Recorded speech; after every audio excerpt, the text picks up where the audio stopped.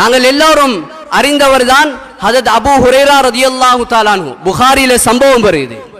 Abu Hurairah ரலியல்லாஹு தஆலா அன்ஹு அவங்க நோன்பை பத்தி, தொழுகையை பத்தி, ஜகாத்தை பத்தி ஏராளமான ஹதீஸ்களை ரிவாயத்து செஞ்சாங்க. ஆனா நீங்க ஹஜ்ஜினுடைய பாடங்கள் எடுத்து பாருங்க, அது அபூ ஹுரைரா ரலியல்லாஹு அன்ஹு கொஞ்சம் ஹதீஸை தான் அறிவிச்சுக்கிறாங்க. சஹாபாக்கள் சிலர் போய் சொன்னாங்க, அபூ ஹுரைரா ஊரெல்லாம் உங்களுக்கு நல்ல பேர், உங்களை விட்டா இந்த இல்முக்கு ஒரு நிகரே இல்ல, நீங்க அவ்வளவு பெரிய அறிவு கடலாக மாறிட்டீங்க, ஸல்லல்லாஹு அலைஹி வஸல்லம் ஹதீஸை அச்சடிச்சு நீங்க பாடமாக்கி இருக்கிறீங்க.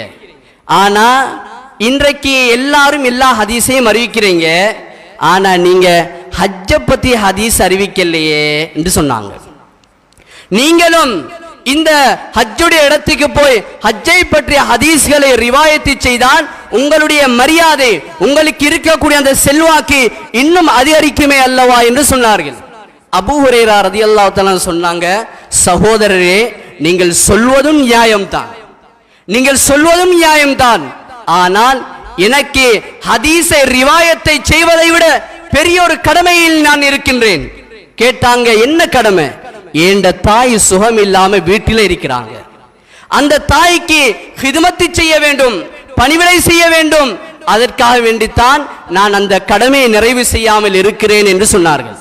அன்பார்ந்த சகோதரர்களே, வந்த சஹாபி சொன்னாங்க, நீங்க அதுக்கு நீங்க தான் இருக்கணும் இல்லையே, இன்னொருத்தர சல்லிக்கு கொடுத்து அவரை வேலைக்கு கூலிக்கு அமர்த்திட்டு நீங்க ஹஜ்ஜை முடிச்சிட்டு வரலாம் தானே என்று சொன்னாங்க.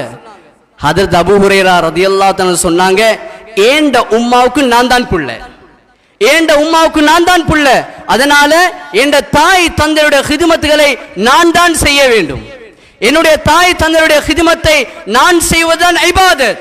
மேலான சகோதரர்களே, ஹஜ் செய்யாவிட்டால் அதுக்கு பகரமான இன்னும் ஒரு அமல் இருக்கிறது. நோன்பிலே முன்பின்னாகிவிட்டால் அதற்கு ஃபிதியா கொடுக்க முடியும், ஜகாத்தில் தாமதமாகிவிட்டால் பின்னால் ஒரு கட்டத்திலே கொடுக்க முடியும். ஆனால் ஃபிதியாவோ நிகரோ இல்லாத இபாதத் தாய் தந்தையருக்கு செய்ய வேண்டிய ஒரு இபாதத்.